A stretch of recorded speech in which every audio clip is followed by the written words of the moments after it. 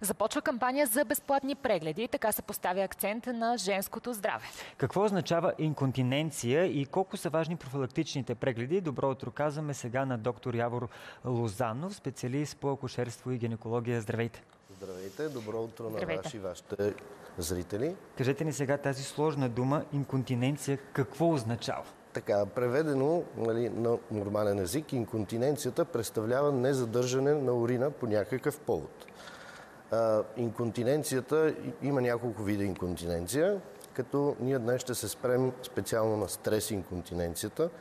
Това е неволево изпускане на урина при физически натоварвания, при кихане, кашляне, някой път дори и без физически усилия, когато е много силно изразена инконтиненцията, също може да се получи едно изпускане на част, малка порция или по-голяма урина от пикочния мехур на жената. Като какви са причините за стрес инконтиненцията специално? Основната причина това е атрофията на вътрешния сфинктер на уретрата, която настъпва обикновено при нарушения в хормоналния статус на жената, т.е. при климактериума, най-вече в постменопаузата, след 50 годишна възраст, защото се случва така, че намаляват женските хормони и продукцията на колаген и еластин в уретралния сфинктер е нарушена. Доктор Лозанов, нека да бъдем малко по-практични и да обясним сега на всички наши зрители, които ни гледат и по-специално на дамите, които биха искали да си направят някакви такива прегледи. Колко често трябва да си правим такива профилактични прегледи? Сега, една жена в България би трябвало да прави профилактичен преглед поне веднъж годишно. Това е напълно достатъчно.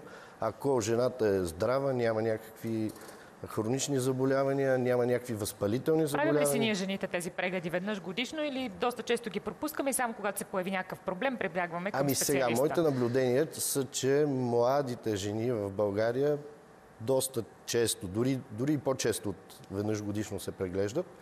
Сега при по-старото поколение и жените след менопауза, там проблема е такъв, че те някак си оставят така по течението и има жени, които не са се преглеждали по 15 години. Затова ли правите тази кампания сега? Да кажем на хората, които ни гледат, как могат да се запишат? Започна ли вече кампанията? До кога е кампанията? Тази кампания започна началото на месец април. Около 10 клиники из цялата страна се включваме в тази кампания. Безплатна е? Безплатна. В смисъл, консултациите, които ние ще направим, ще бъдат безплатни. Прегледите, да. Консултативните прегледи, специално на жени, които имат такъв проблем. Сега, истината е такава, че в постменопаузалните жени около 75% от тях страдат от така наречения генитоуринарен синдром на менопаузата. Тоест имат вагинална атрофия, много често имат сексуални нарушения и най-различни уринарни нарушения, като една част от тях е инконтиненцията, т.е. незадържането на урина. Но те се притесняват и около 20% от тях само се обръщат за помощ към лекарите. Какви най-често заболявания се откриват при такива прегледи, можем ли да кажем? При профилактичните прегледи могат да се открият множество заболявания. Особено жени, които не са ходили дълго време, има страшно. За какво основно трябва да следим ние жените и да не забравяме никога да си обръщаме внимание?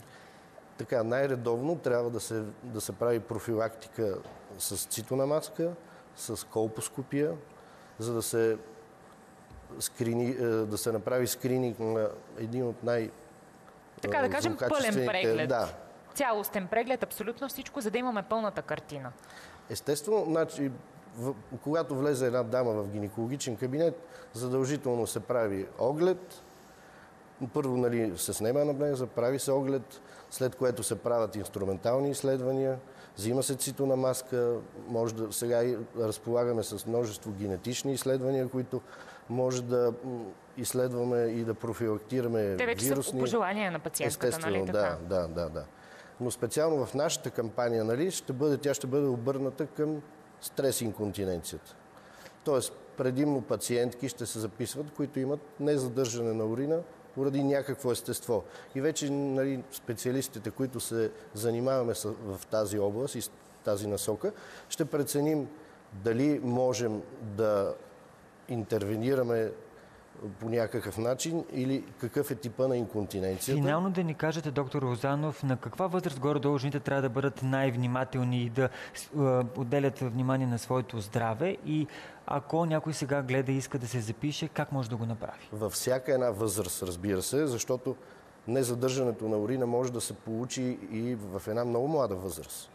Особено след родилна травма, при по-едро бебенце, при нали, нормално раждане, което е протекло затегнато по-дълго е напъвала жената, при инструменталните раждания, които се налагат някой път форцепс, вакуум, при по-едри бебенца, при множество раждания, 2-3, нали, имаме за щастие и такива жени, които раждат повече от 3 пъти в България.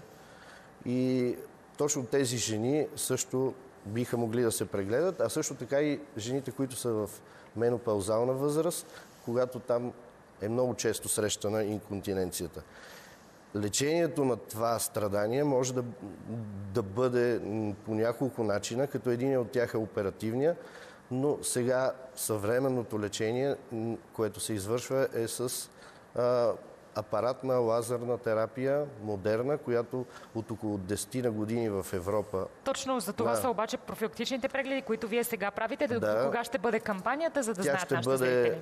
Тя ще бъде от началото на април до средата на май, като тези клиники, които се включваме, ще имаме часове, ще имаме ден на отворените врати, в който ще направим тези профилактични прегледи и ще обясним на пациентките по какъв начин можем да им помогнем и дали можем чрез лазерна терапия